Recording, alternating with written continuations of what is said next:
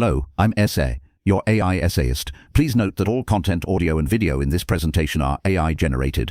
As AI can sometimes produce inaccuracies, I encourage you to verify any factual information presented. With that in mind, let's begin. A pair of observers witnesses the dawn. One is Tycho Brahe, the preeminent Danish astronomer of the 16th century, a man whose meticulous observations formed the empirical bedrock of a new cosmology. Beside him stands Johannes Kepler, his brilliant and mystically inclined successor. They occupy the same ground, their eyes registering an identical cascade of photons from the eastern sky. The question, however, which animates the work of Norwood Russell Hanson is what, precisely, do they see? For Tycho, a staunch defender of a geocentric universe, the Earth is an immovable anchor. He sees the sun actively climbing, ascending through the heavens as it begins its daily arc across a fixed terrestrial stage. His perception is organized by a lifetime of Ptolemaic and Echonic assumptions. Kepler, his mind already captivated by the Copernican revolution, sees something entirely different. He perceives a static sun, and it is the horizon itself that is falling away, the massive Earth rotating on its axis, carrying him eastward into the light. The raw sensory input is the same. The physiological event within their eyes is, for all practical purposes, identical. Yet the conceptual event, the act of seeing, is irreconcilably different. This simple, powerful thought experiment, presented with characteristic flair in Hanson's 1958 masterwork, Patterns of Discovery *, serves as the entry point into his revolutionary philosophy of science. It represents a profound challenge to the intellectual orthodoxy that preceded him. The dominant philosophical program of the mid-20th century, logical positivism, it staked its entire project on the possibility of a pure, unblemished foundation for knowledge. Thinkers like Rudolf Carnap and Otto Nureyev, architects of the Vienna Circle, sought to ground all of science in what they termed protocol sentences, elemental statements of direct sensory experience, like red, patch here now, which were imagined to be free of any theoretical contamination. Science, in this view, was a grand logical edifice built upon a pristine foundation of raw sense data. Hanson's work systematically dismantled this foundationalist dream. He argued that there is no such thing as a pure, uninterpreted observation. All perception is an epistemic achievement, an act of cognitive organization. He articulated this through a crucial distinction between seeing and seeing as. Seeing might refer to the broad physiological process, the passive reception of stimuli. Seeing as the core of all meaningful observation in science is an active, learned skill. It is the organization of sensory chaos into a coherent, intelligible pattern, and this organization is always guided by one's background knowledge, theoretical commitments, and conceptual vocabulary. Observation, in Hanson's famous phrasing, is theory-laden. His favorite illustration, borrowed and repurposed for his own ends, was the ambiguous duck rabbit figure. One can stare at the lines on the page and see a duck. A moment later, with a conceptual shift, one sees a rabbit. The lines themselves remain unchanged. What changes is the organizing principle, the aspect under which the data is perceived. Hanson brilliantly extended this psychological curiosity into the heart of scientific practice. Consider his example of a layman and a physicist looking at an X-ray tube. The layman sees a complicated tangle of glass and metal, a strange light bulb with intricate marring. The physicist, armed with an understanding of electromagnetism and thermionic emission, sees something else entirely. She sees a cathode, an anode, a vacuum, and a source of high-velocity electrons. Her knowledge allows her to organize the visual information into a functioning apparatus. The physicist and the layman have different retinal images, of course, but the crucial difference lies in what they are able to do with that information. The physicist's seeing is saturated with theory. This potent conceptual tool was a direct inheritance from the later philosophy of Ludwig Wittgenstein, whose lectures Hanson attended at Cambridge. In his Philosophical Investigations Wittgenstein explored the phenomenon of seeing aspects as a way to understand the fluid and context-dependent nature of meaning in language. Hanson performed an act of brilliant intellectual transposition. He recognized that Wittgenstein's analysis of seeing a puzzle picture was a perfect model for understanding how scientists see the world. Kepler saw the data of Mars's position as an ellipse because the ellipse was the conceptual form that rendered the otherwise baffling observations of Tycho intelligible. A prior generation of astronomers looking at similar data could only see it as a complex system of epicycles and deference. The data points themselves were insufficient. They required a conceptual pattern to give them meaning. The implications of this insight are far-reaching. It collapses the clean, reassuring division between observation and theory that the positivists had labored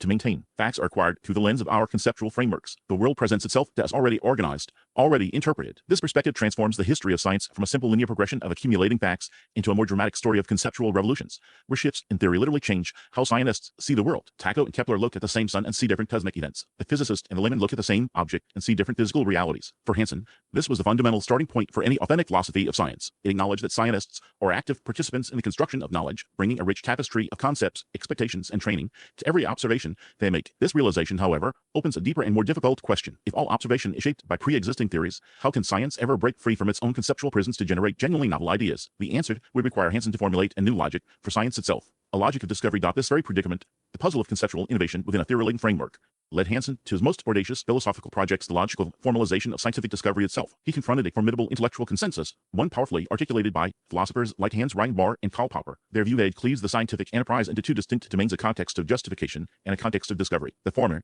dealing with the testing and validation of hypotheses, was the proper territory of logic in philosophy. The latter, concerning the origin of those hypotheses, was relegated to the murky, irrational realm of psychology, intuition, or sheer luck. For the positivists, the question of how a scientist arrived at a new idea was as philosophically uninteresting as what they ate for breakfast. Hanson found this prediction profoundly unsatisfying. It rendered the most creative and transformative moments in scientific history the very sparks of genius as accidents beyond rational analysis. He sought to reclaim this territory for philosophy. To do so, he reached back to the work of the great American pragmatist philosopher Charles Sanders Peirce. From Peirce, Hanson resurrected and powerfully repurposed a third mode of inference, one standing alongside classical deduction and induction. Peirce had called it deduction, or the term Hanson favored, retroduction. Retroduction is the logical engine of discovery, is reasoning that moves from a puzzling, surprising, or anomalous phenomenon to a plausible explanatory hypothesis. While deduction proves that something must be, and induction shows that something actually is operative, retroduction suggests that something may be. It is the logic of the plausible guess, the inference to the best possible explanation. Hanson's masterwork, Patterns of Discovery, is effectively a book-length demonstration of retroduction in action. His central and most brilliantly executed case study, one that has become canonical in the field, is his analysis of Johannes Kepler and the discovery of the elliptical orbit of Mars. Hanson presents a picture of Kepler wrestling with a profound crisis. The available astronomical models,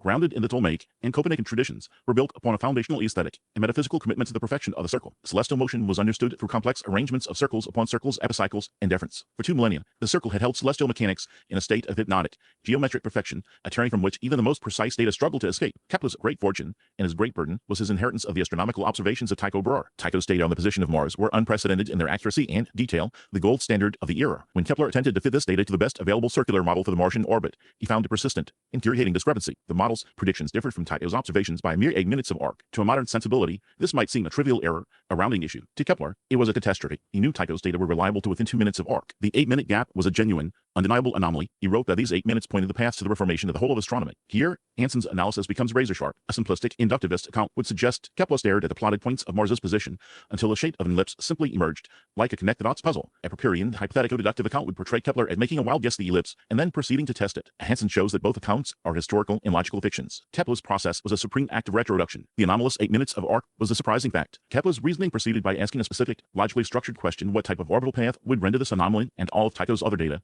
intelligible? His quest was anything but a single lucky guess. Hanson traces Kepler's painstaking intellectual journey through a series of failed hypotheses. Kepler first attempted to modify the circular model, shifting its center, adjusting its speed. When that failed, he experimented with an ovoid, or egg-shaped, path. This too proved inadequate. Each step was a retroductive inference, an attempt to propose a physical and geometric cause that would explain the observed effects. The ellipse was a final, triumphant retroductive leap. It was a hypothesis that, once proposed, suddenly made the entire dataset cohere. It explained the variations in Mars's orbital speed later codified in the second law, and it resolved the 8-minute discrepancy with beautiful precision. Kepler reasoned asterisk to asterisk the ellipse. He conceived it as the necessary condition for the possibility of explaining Tycho's data. The profound implication of Hanson's analysis is the dissolution of the rigid barrier between the context of discovery and the context of justification. The very reasons that make a hypothesis plausible enough to be proposed in the first place are deeply intertwined with its eventual justification. The elegance with which the ellipse explained the data was part of the logic of its discovery. For Hanson, the discovery of the ellipse was a rational process. Its logic lay bare in Kepler's struggle. Science progresses through these retroductive inferences, where conceptual innovation is spurred by empirical puzzles. This powerful reframing of scientific creativity had an immediate and demonstrable effect on the intellectual landscape. Among those who absorbed its lessons was a young historian of science who attended Hanson's lectures while at the University of California, Berkeley. The historian was Thomas Kuhn. The influence is unmistakable. Kuhn's landmark 1962 book, The Structure of Scientific Revolutions, builds directly upon Hansonian foundations. The idea of an anomaly puzzle that resists solution within the existing framework or paradigm is central to Kuhn's model of scientific change. This concept of the crisis-inducing anomaly is a direct echo of Hanson's analysis of Kepler's 8 minutes of arc. Kuhn's entire model of revolutionary science, where a field's underlying assumptions are overthrown, depends on a mechanism for generating new conceptual alternatives. Hanson's logic of retroduction provided precisely that mechanism. It explained how scientists, confronted with paradigm failure, could rationally generate the new ideas that would form the basis of the next scientific revolution. Through his careful articulation of the logic of discovery, Hanson had supplied the missing engine for Kuhn's historical vehicle, setting the stage for a new, dynamic understanding of scientific progress. The same intellectual toolkit that allowed Hanson to anatomize the birth of celestial mechanics also equipped him to confront the profound conceptual challenges posed by 20th century physics. Having illuminated the logic by which new theories come into being, he turned his attention to the perplexing question of what these new theories, particularly quantum mechanics, actually mean. The comfortable, visualizable world of classical physics, a world of predictable causes and definite effects, had dissolved into a landscape of probabilities and paradoxes. Physicists found themselves armed with staggeringly powerful mathematical formalisms while grappling with a conceptual vocabulary inherited from a bygone era. This mismatch generated deep philosophical unease, a sense that the new physics lacked a coherent interpretation. Hanson's intervention was to argue that the path to clarity lay in understanding that the very meaning of a physical concept, like particle or cause, is forged within the explanatory crucible of its parent theory. The classical conception of causality, a legacy refined through centuries from Aristotle to Newton and Laplace, rested on an assumption of objective, separable events unfolding in a deterministic sequence. One could, in principle, know the position and momentum of a billiard ball, calculate its trajectory, and predict with certainty its collision with another. The observer was a privileged spectator, outside the system, recording its behavior without influencing it. Quantum mechanics demolished this entire edifice. Werner Heisenberg's uncertainty principle, formulated in 1927, was a primary agent of this demolition. The principle dictates a fundamental limit to the precision with which pairs of physical properties, such as a particle's position and its momentum, can be simultaneously known. To measure a particle's position with high accuracy is to render its momentum profoundly uncertain, and vice versa. The act of observation is an irreducible part of the physical system itself, an intervention that alters the state it seeks to measure. This new reality created a profound conceptual schism. The mathematics of quantum mechanics, from Heisenberg's matrix mechanics to Erwin Schrödinger's wave equation, provided unprecedented predictive power for the outcomes of experiments. Yet, attempts to describe the underlying reality using the language of ordinary experience led to bizarre conclusions. The famous thought experiment involving Schrödinger's cat, where a feline is held in a superposition of being simultaneously alive and dead until observed, became a popular symbol of this quantum weirdness. For Hanson, such paradoxes were symptoms of a category error. They arose from the attempt to force a classical, macroscopic ontology onto a domain governed by a completely different set of rules. The problem was a failure to update our philosophy in lockstep with our physics. A new understanding of what it means for a scientific entity to exist was required. Hanson's most sustained and brilliant articulation of this new understanding appears in his 1963 work, The Concept of the Positron. Here, he moves from the logic of discovering theories to the logic of discovering the entities described by those theories. His central thesis is a radical reconception of the relationship between theory and reality. The identity of a fundamental particle, he argued, is defined by its functional role within the mathematical and explanatory architecture of a physical theory. A particle is what the theory's formalism requires it to be. Its properties are a direct consequence of the symmetries and constraints of the governing equations. The exemplary case for this argument was the positron itself, the electron's antimatter twin. The story begins with the physicist Paul Dirac. In 1928, Dirac sought to formulate an equation for the electron that would be consistent with both quantum mechanics and Einstein's special theory of relativity. The result, the celebrated Dirac equation, was a work of profound mathematical elegance. It successfully described the electron's behavior at high speeds and, almost as a side effect, correctly predicted its intrinsic angular momentum or spin. The equation, however, yielded a puzzle. Its solutions came in two forms. One set of solutions described the familiar electron with its negative electric charge. The other set, which initially seemed like a mathematical artifact, described a particle with the exact same mass as the electron, but with a positive electric charge. This hypothetical particle was an anti-electron. Hanson's philosophical insight was to recognize the immense significance of this moment. The positron was born from pure theory. Its existence was posited, its properties defined, and its identity fixed by the internal logic of Dirac's mathematics. It was a conceptual necessity before it was an empirical reality. This theoretical entity found its physical vindication 4 years later. In 1932, the physicist Carl Anderson, while studying cosmic rays using a cloud chamber, photographed the track of a particle that was deflected by a magnetic field in a manner identical to an electron, except in the opposite direction. It was a particle with a mass of an electron but a positive charge. He had discovered the positron. From a simple empiricist standpoint, Anderson discovered a new particle, and Dirac's theory happened to explain it. Hanson turns this narrative on its head. Anderson's photograph was the empirical confirmation of a concept whose intelligible form was already fully specified. He saw in his cloud chamber what Dirac's equation had already declared must exist. The theory provided the very conceptual grid that made the observation intelligible as the discovery of a positron, rather than some other anomaly. This relationship demonstrates the deep entanglement of seeing and knowing, where the theoretical framework provides the grammar of perception itself. Hanson's analysis was deeply indebted to the physicists whose work he interpreted. The philosophical ground he tilled was broken first by the physics of Heisenberg and Dirac. He took their revolutionary formalisms with absolute seriousness, believing that philosophy's role was to construct a worldview adequate to the findings of our best science. His work therefore stands as a powerful counterargument to any simple model of scientific discovery as a passive accumulation of facts. For Hanson, especially at the frontiers of physics, our theories are the engines of ontology. They tell us what can exist and what properties those existence must have. The ongoing debates in the philosophy of physics concerning scientific realism and the interpretation of quantum field theory continue to wrestle with the questions he so powerfully framed. His analysis of the positron provides a sophisticated way forward. One can be a realist about the explanatory and predictive power of our theories, accepting the entities they posit as real, without clinging to an intuitive, visualizable picture of what those entities are. This profound analysis of theoretical structures, of seeing the meaning embedded within a formal system, possessed a parallel in a domain ever removed from the blackboard of the high-speed, high-stakes world of aerial navigation and combat. This profound analysis of theoretical structures, of seeing the meaning embedded within a formal system, possessed a parallel in a domain ever removed from the blackboard of the high-speed, high-stakes world of aerial navigation and combat. The intellectual crucible for this way of thinking, for understanding knowledge as an active, pattern engagement with the world, was a place of extreme physical and cognitive demand. It was the cockpit of a combat aircraft, an environment where Norwood Russell Hanson, former United States Marine Corps aviator and decorated veteran of 2 wars, spent thousands of hours. His philosophy, in a very real sense, was forged at 20,000 feet amidst the whine of a supercharger and the visceral pressures of G-forces. He was a thinker whose laboratory was the sky itself, and his philosophical instruments were the stick, rudder, and gun sight. His experience flying legendary aircraft like the Vought F-4U Corsair in the Second World War and the Grumman F-9F Panther jet in the Korean War provided a constant life-or-death demonstration of his core philosophical tenets. Consider the fundamental act of perception in aerial warfare. The problem for a pilot is one of immediate, accurate identification. A distant, dark speck against the clouds is, to an untrained eye, an ambiguous shape. For the combat seasoned pilot, that speck is instantly analytically perceived asterisk as asterisk Messerschmitt 119 or asterisk as asterisk a friendly P-51 Mustang. This is the very essence of this concept of seeingness. The raw visual data, the pattern of light on the retina, is identical for the novice and the expert. The perception, the meaningful experience, is entirely different. The expert pilot's perception is saturated with theory, a theory composed of countless hours of training, study of aircraft recognition manuals, and the hard-won wisdom of previous encounters. The silhouette is immediately imbued with a rich network of conceptual meaning and speed, its turning radius, its armament, the characteristic glint of its canopy, The likely skill of the pilot within the perception is a gestalt,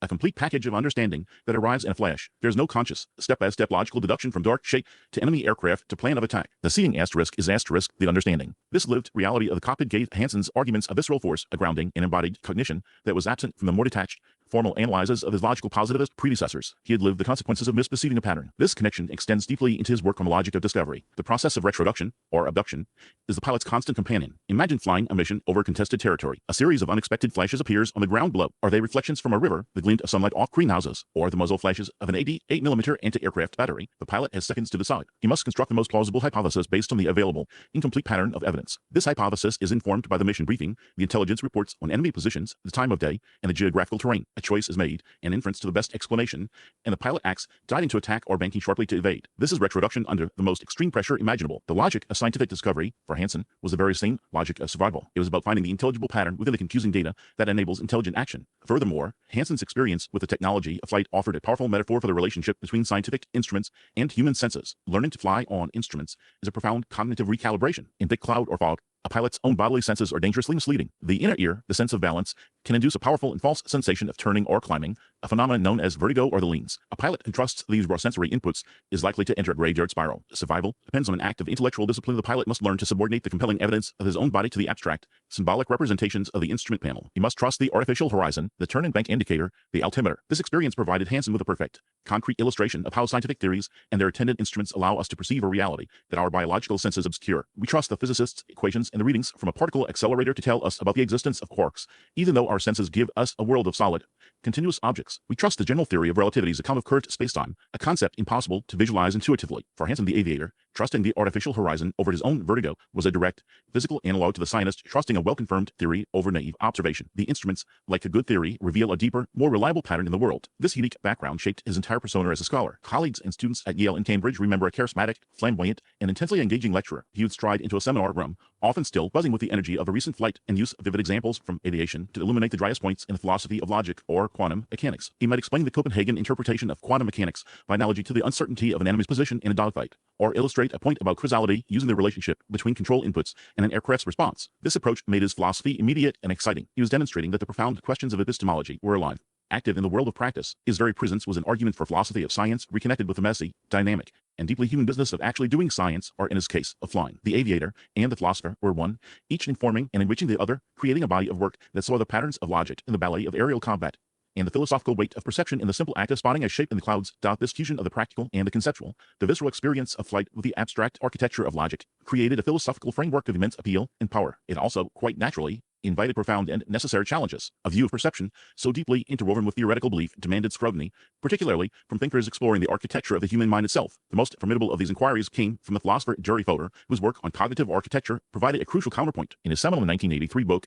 Asterisk, The Modularity of Mind Asterisk, Fodor proposed that certain components of the mind, especially low-level perceptual and linguistic systems, operate as autonomous modules. These modules, in Fodor's view, are informationally encapsulated. They perform their specific tasks like processing visual edges, colors, or basic syntax with immense speed and efficiency, precisely because they are sealed off from the vast, slow, and cumbersome database of an individual's general knowledge and beliefs. Fodor's classic illustration is the persistence of visual illusions. Consider the Muller-Lyer illusion, where two lines of identical length appear different due to the orientation of arrows at their ends. An observer can measure the lines, acquire the certain theoretical knowledge that they are equal, and yet this belief is powerless to alter the perception. The visual system continues to report that one line is longer. For Fodor, this demonstrates a clear limit to the penetration of theory into perception. Our minds, in this model, possess sections that are stubbornly, functionally ignorant of what the rest of the mind knows. This presented a sophisticated challenge to any monolithic account of theory-ladenness, suggesting a more textured, cognitive landscape, where some perceptual data arrives at the doorstep of consciousness, pre-processed and insulated from our grand conceptual schemes. This dialogue between holistic and modular views of cognition enriched the very questions Hanson first posed. The enduring power of his work, however, resides in the revolutionary agenda he set for the philosophy of science itself. His central, transformative achievement was the forceful reintegration of history and practice into a field that had become perilously detached and formalistic. He dismantled the intellectual scaffolding that separated the context of discovery from the context of justification,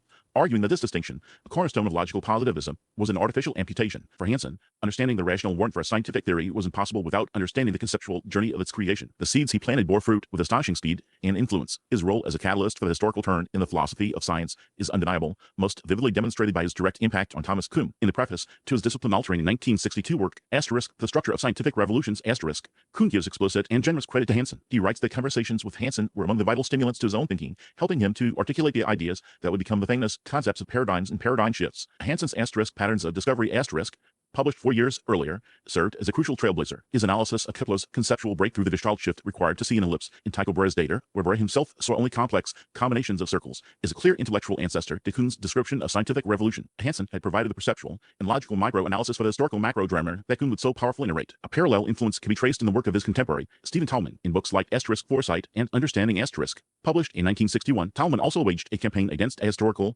absolutist models of scientific rationality. He envisioned science as an evolutionary process, where competing conceptual populations vie for explanatory dominance. Hanson's work provided a key mechanism for this model, explaining how a given conceptual framework, a scientific species, shapes what its adherents can see and accept as evidence. Together, Hanson, Kuhn, and Thalmann formed the vanguard of a movement that returned the philosophy of science to the messy, contingent, profoundly human world of actual scientists. They made the history of science philosophically indispensable. Reflecting on his entire intellectual project, one sees a thinker animated by a desire for a unified understanding of knowledge. His life and work stand as a testament against fragmentation. The pilot's eye, the physicist's mind, and the philosopher's rigor were all facets of a single intellectual enterprise. This makes the abrupt end to his life all the more poignant. On April 20, 1967, at the age of 42, Norwood Russell Hanson died when the vintage Grumman F-8F Bearcat fighter he was flying crashed en route to a lecture. His career, burning with such intensity, was extinguished at its zenith. His body of work, therefore, feels like a brilliant and compelling argument left unfinished. One can only speculate how he would have responded to the modularity thesis, or how his own ideas would have evolved in the decades of debate that followed. The structure of scientific revolutions, yet what remains is more than enough. Hanson left behind a permanent reorientation of this field. He championed a vision of philosophy that was answerable to practice, a philosophy that found its most profound questions alive in the laboratory, on the chalk-dusted blackboard, and even in the cockpit of an airplane thousands of feet above the earth. His ultimate legacy is the compelling and enduring ideal of the philosopher-practitioner, a model that insists the deepest insights into the nature of knowledge come from a mind that is both a participant in its creation and a critical observer of its structure. He showed that to truly understand science, one must appreciate the patterns of discovery, seeing them with the eyes of those who first brought them into focus. We really appreciate you tuning into this AI-powered presentation.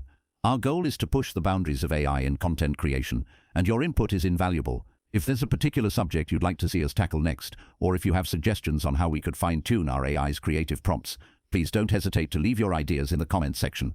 We're excited to bring you more unique content very soon.